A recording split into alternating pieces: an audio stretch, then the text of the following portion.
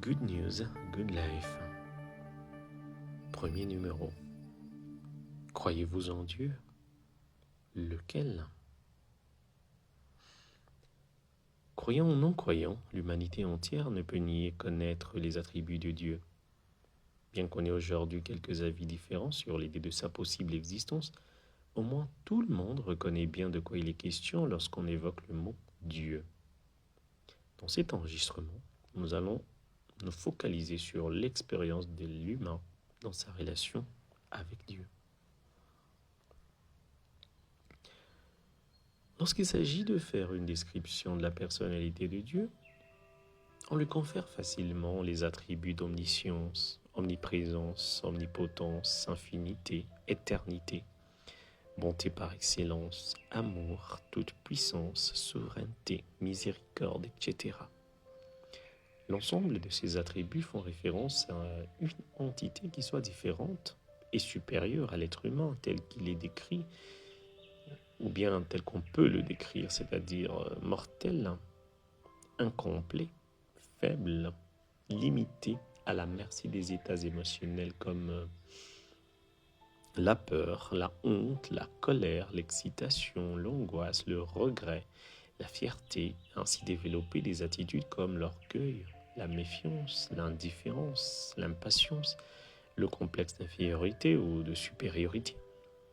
Tout comme entreprendre des actions basées sur le désir de contrôler, de dominer, de prier, de survivre, d'être validé par les autres, d'amasser et de conserver des positions, des relations, une position ou une image, etc. Si l'on devait considérer les descriptions ci-haut mentionnées, on pourrait facilement conclure que l'homme est à l'opposé de Dieu. Cette idée n'est visiblement pas rejetée dans le quotidien de l'homme, puisqu'il ne cesse de dire que Dieu n'est pas un homme pour mentir ou échouer, ou tout simplement, il se dit « je suis qu'un humain, je peux donc me tromper ». Pourtant, on est tous d'accord sur le fait que l'homme soit fait à l'image et à la ressemblance de Dieu. Ainsi, il vient à se demander à quel niveau doit-on considérer la dite ressemblance.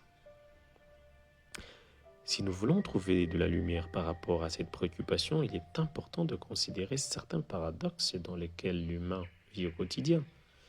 Et d'abord, il faut comprendre, en bref, sa nature.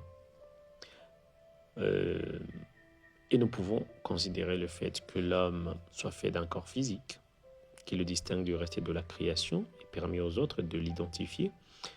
Et à côté de cela, nous avons un esprit qui est une sorte d'espace invisible dans lequel le corps physique puise l'ensemble de ses commandes, un peu comme une sorte de software.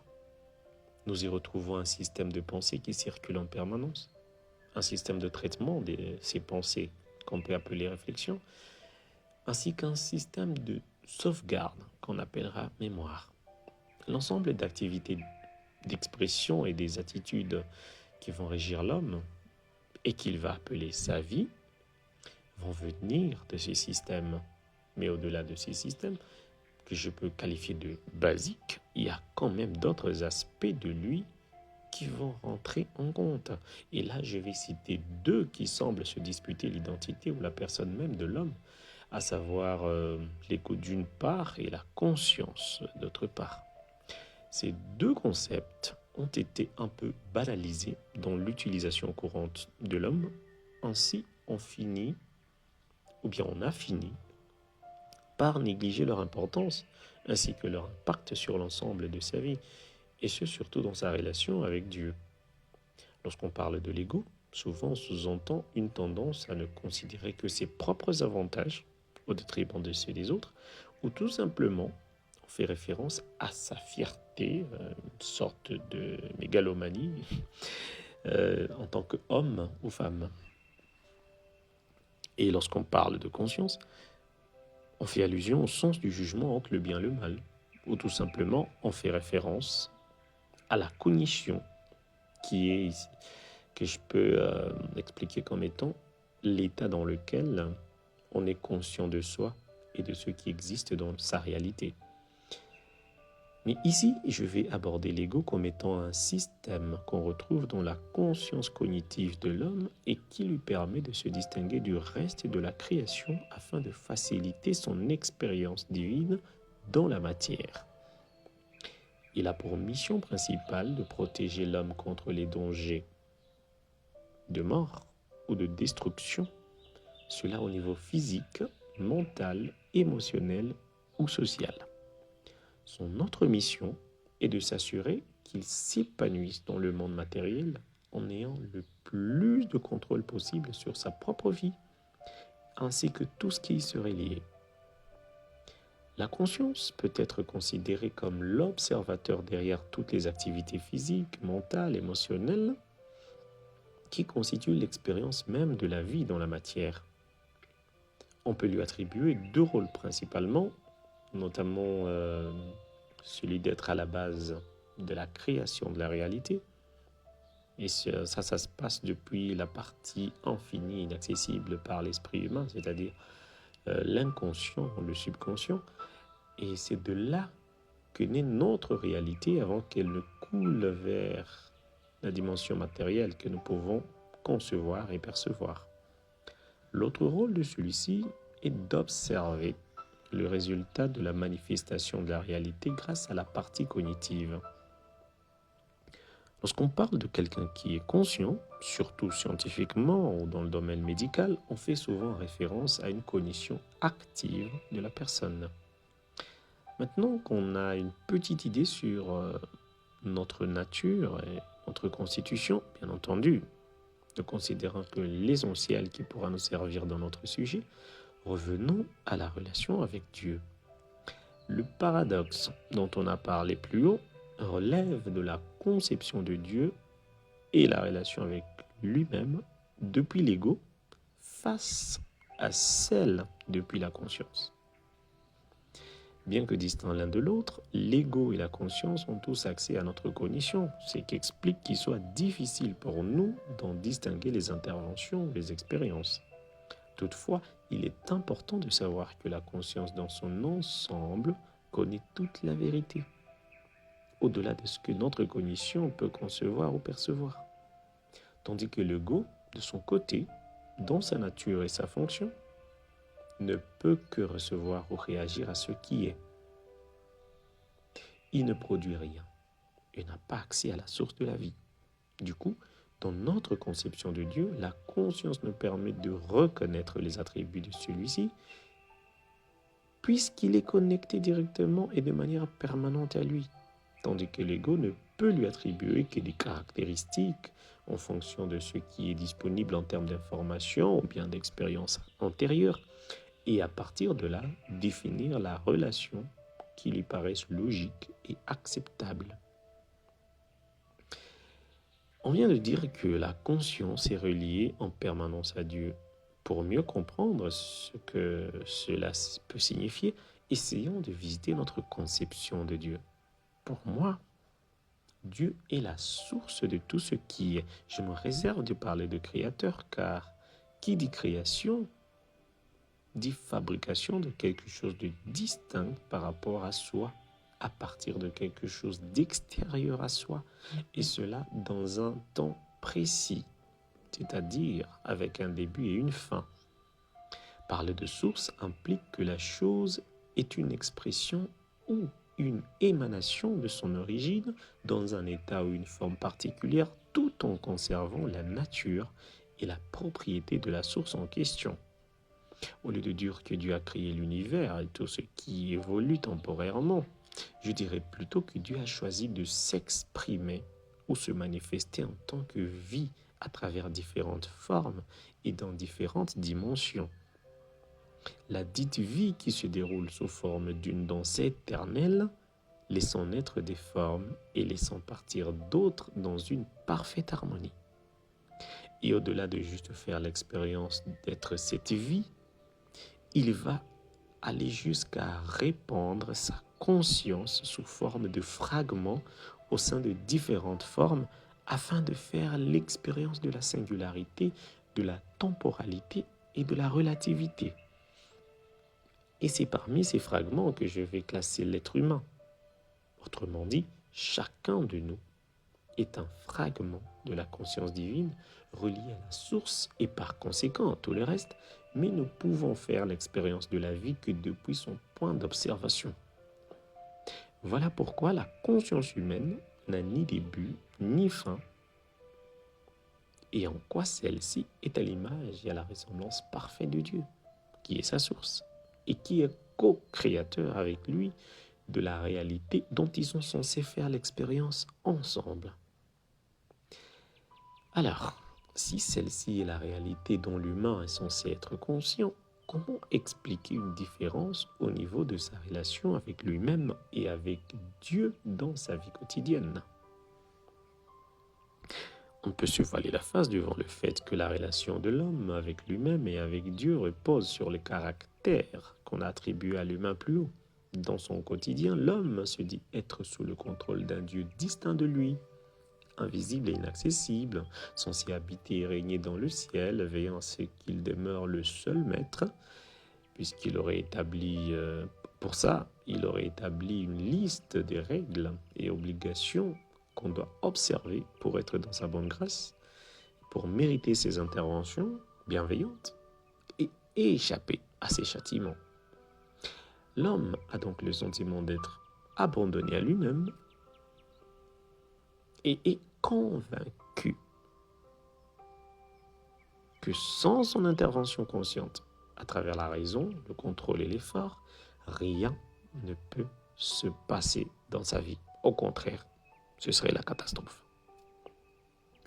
Mais vu les dangers qui le guettent et les besoins auxquels il est censé apporter des réponses au quotidien, pour s'assurer d'un possible renfort, il va mettre en place des stratégies de connexion à Dieu dans la prière comme moyen de communication, des chapelles et des temples comme point de contact, et des programmes de culte, d'activités pieuses comme garde-fou pour maintenir la relation solide et durable, puisque même si sa vie reste bien à côté de ce qui concernerait Dieu.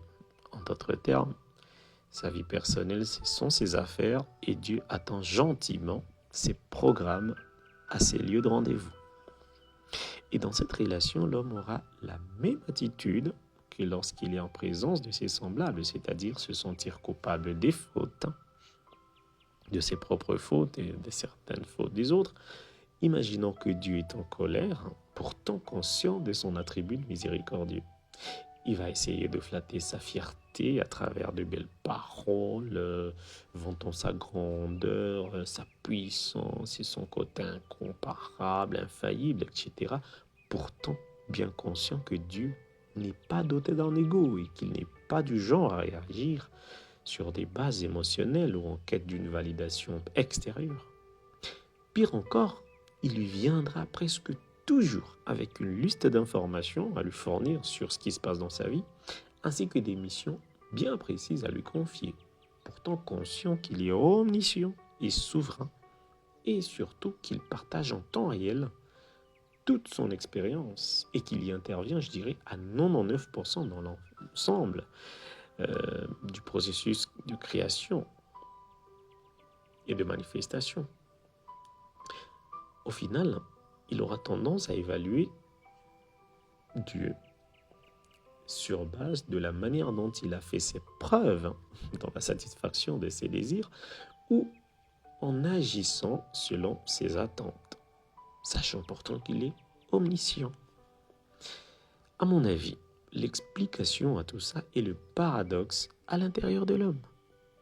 Lorsque sa condition est plus penchée vers son ego, la seule réalité, vérité ou expérience de vie réside au niveau de ce qu'il conçoit et perçoit. Ainsi, sa vie est dirigée sur cette base-là.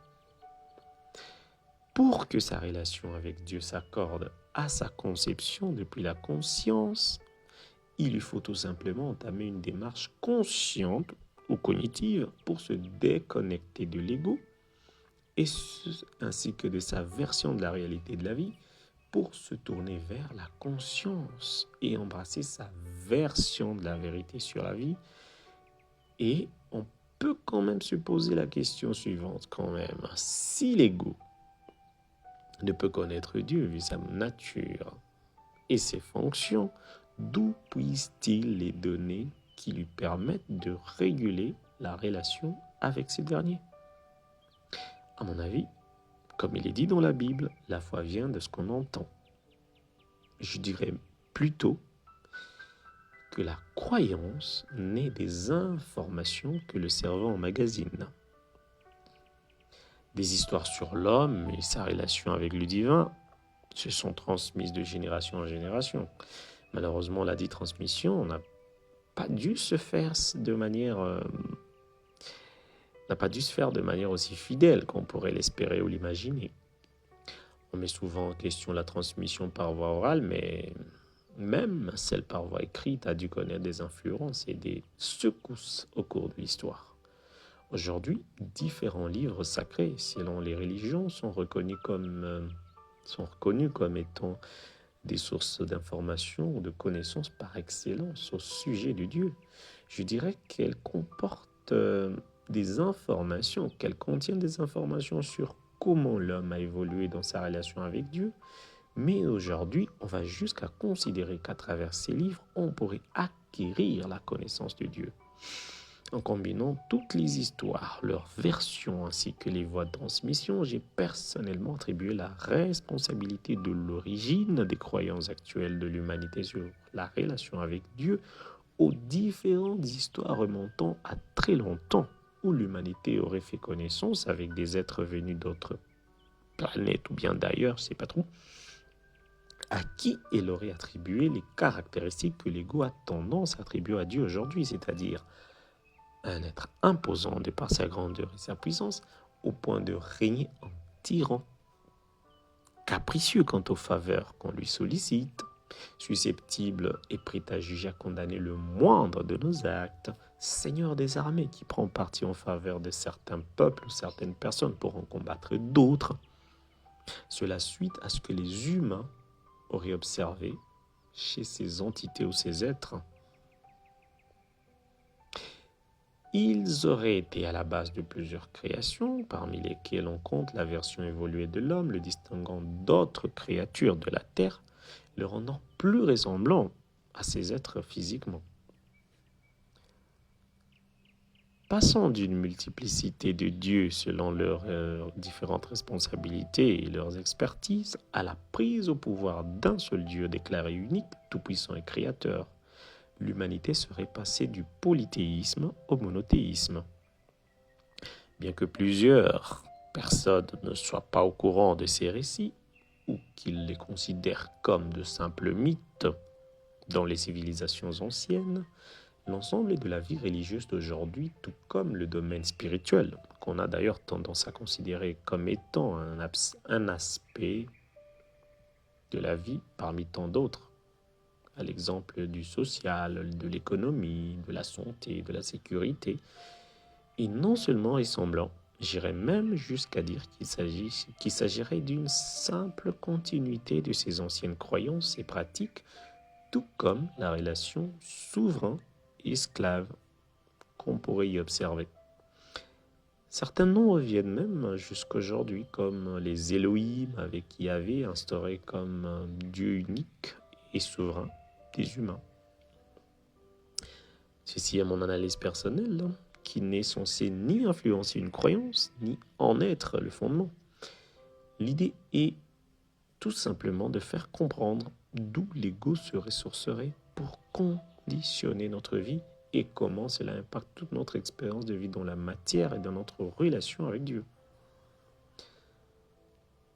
Nous pouvons considérer nos croyances, nous pouvons reconsidérer nos croyances, rejeter certaines pour nous tourner vers de nouvelles.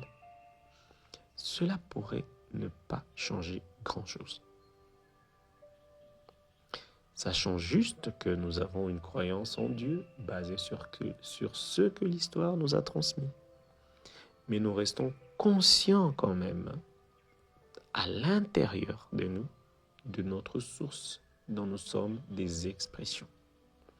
C'est cette conscience d'être et cette conscience de notre nature divine qui fait que juste en entendant dire qu'on serait soumis à des divinités qui ne soient pas Dieu nous secoue un peu à l'intérieur, créant une sorte de réflexe de rejet de cette possibilité comme étant une vérité qui nous concernerait. Nous sommes conscients du Dieu véritable qui est notre source. Mais tant que notre relation avec lui reposera sur des croyances, il sera difficile d'être sûr qu'il s'agisse du même Dieu, vu qu'à mon avis, notre capacité mentale est limitée à ce qui existe. Et Dieu n'est pas sujet à l'existence. Autrement dit, Dieu n'existe pas, il est. Son essence est la source de toute existence. L'ego ne peut donc ni le concevoir, ni le percevoir. Seule la conscience le sait. Je parle de savoir, car il est le résultat de l'essence et de l'expérience. Nous ne pouvons donc pas le connaître, mais nous serons toujours conscients de lui, et ce seulement lorsque nous devenons conscients de nous-mêmes, en tant que fragment de lui qui est conscience unique et infinie, exprimée en tant que vie, manifestée comme énergie à travers des formes et des dimensions, tout en restant constant dans l'éternité. Alors, en observant ta relation avec toi-même et avec Dieu, en quel Dieu penses-tu que tu crois? Un personnage venu tout droit de la mythologie? Ou tout simplement, étant convaincu que la vie reposait sur ton contrôle, tu as fini par te créer un Dieu à l'image de ton ego, le seul à qui tu pourrais confier le contrôle, tout en te convainquant que c'est bien à Dieu que tu le fais. Ainsi, tu es passé de créature à l'image de Dieu à créateur d'un Dieu à ton image.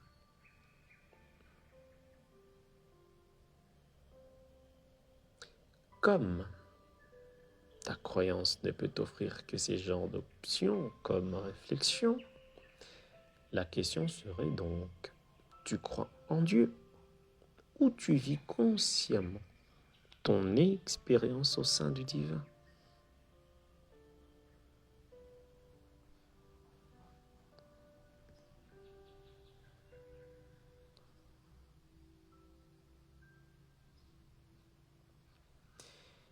Alors, j'imagine qu'après avoir entendu tout ceci, tu puisses te demander comment passer de la croyance à la conscience. Alors pour ça, je te donne rendez-vous dans le prochain enregistrement sur la même chaîne. Good news, good life. De bonnes nouvelles pour jouir pleinement de ta vie.